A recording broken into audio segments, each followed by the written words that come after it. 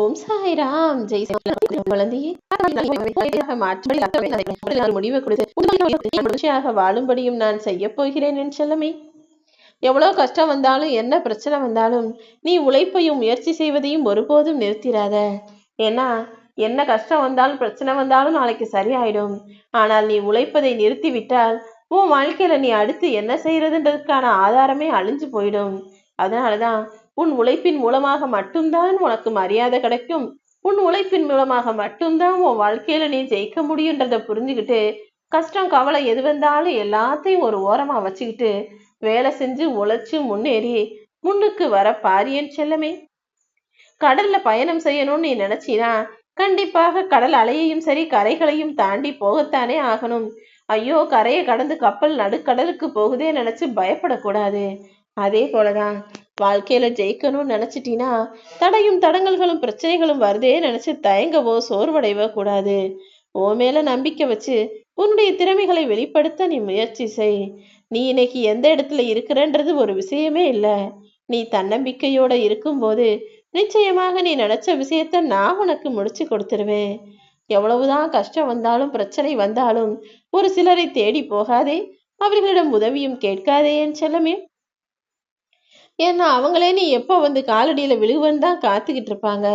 உனக்கு ஒரு இடத்துல கேட்டு உதவி கேட்டா கிடைக்கும்ன்ற நம்பிக்கை இருந்தால் மட்டும் கேட்டு போகணுமே தவிர அவங்க செய்ய மாட்டாங்கன்ற சந்தேகம் இருக்கும்போது நிச்சயமாக அவர்களை தேடி போகாதே. ஏன்னா அதன் மூலமாக உன்னுடைய மதிப்பு தான் குறைஞ்சு போகும். அவங்க உறுதியா உதவி செய்வாங்கன்னு தெரிஞ்சா மட்டும் கேட்டு போக யோசனை செய். அதனாலதான் எவ்வளவு கஷ்டம் வந்தாலும் யாரையும் தேடி போகாத. மனசுல எவ்வளவு வலியும் வேதனையும் துன்பமும் மன பாரமும் இருந்தா கூட யாருக்கிட்டையும் போய் உன் கஷ்டத்தை சொல்லாதன்னு நான் சொல்றேன். அதே நேரத்துல உன் வீடு தேடி வந்தவங்க யாரையும் ஒருபோதும் அவமானப்படுத்தி விடாதே என் செல்லமே. ஏன்னா இங்க வசதிங்கிறது நிலையானதும் கிடையாது, வறுமைங்கிறது தொடர்கதையும் கிடையாது. இன்னைக்கு வேணா உன் வாழ்க்கையில சில கஷ்டமான சூழ்நிலைகள் இருக்கலாம், வலியும் வேதனையும் உனக்கு இருக்கலாம். ஆனா நாளைக்கே இது எல்லாத்தையும் சரி செய்ய வேண்டிய பொறுப்பை இந்த சாயப்பா நான் ஏத்துக்கிறேன். கிடைக்காத ஒண்ணுதான் பெருசுன்னு நினைச்சுக்கிட்டே இருக்காம கிடைச்சதையெல்லாம் மட்டமாக தாழ்வாக நினைக்காமல் கையில் இருப்பதை எப்போதும் சிறப்பானதாக எடுத்துக்கோ. நீ மகிழ்ச்சியான வாழ்க்கையை வாழ்வதற்கு ரெண்டே வழிகள் தான் இருக்கு. ஒண்ணு சூழ்நிலையை மாத்தணும், அப்படி இல்லைன்னா சூழ்நிலைக்கு ஏற்றாற்போல நீ மாறிக்கொள்ள வேண்டும் என் செல்லமே. உன்னை புரிஞ்சுக்காதவங்க எப்பவுமே உன் குறைகளை சொல்லி சிரிச்சுக்கிட்டு தான் இருப்பாங்க. ஆனா உன்னை புரிந்து கொண்டவர்கள் நிச்சயமாக உன் நிறைகளை மட்டுமே சொல்லி சொல்லி சிரிப்பார்கள், சந்தோஷப்படுவார்கள். நீ செய்யக்கூடிய நல்ல விஷயங்களையும் ரசிச்சு பார்ப்பாங்க. அப்படிப்பட்ட நல்ல மனிதர்களை மட்டும் உன் பக்கத்துல வச்சுக்கோ.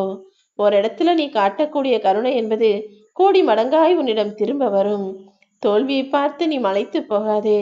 நிச்சயமாக நீ மாபெரும் வெற்றியை பெறுவதற்கு தகுதியும் திறமையும் கொண்ட ஆளாகத்தானே இருக்கிறாய். வாழ்க்கையில எல்லாருக்குமே துன்பங்கள் வரதான் செய்யும்.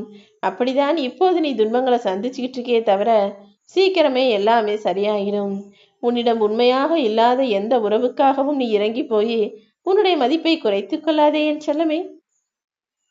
ஒருத்தவங்கள உனக்கு பிடிக்கலனா ஏன்னு சொல்லி காரணம் கேட்டுக்கிட்டே இருக்காம அவங்க அப்படிதானே விட்டுட்டு அடுத்த வேலையை பார்த்துக்கிட்டு போய்கிட்டே இருக்கணும்.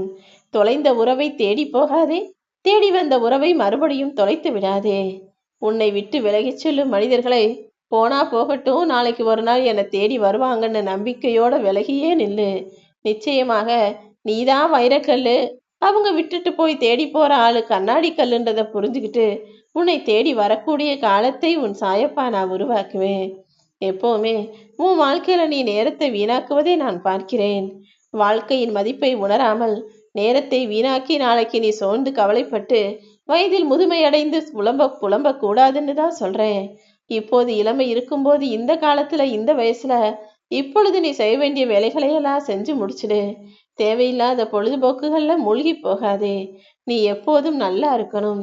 நல்ல மனசோட நல்ல பிள்ளையாக இருக்கிற நீ உன் வாழ்க்கையிலையும் நல்ல நிலைமைக்கு வரணுங்கிறது தான் உன் சாயப்பா என்னுடைய ஆசையும் கூட.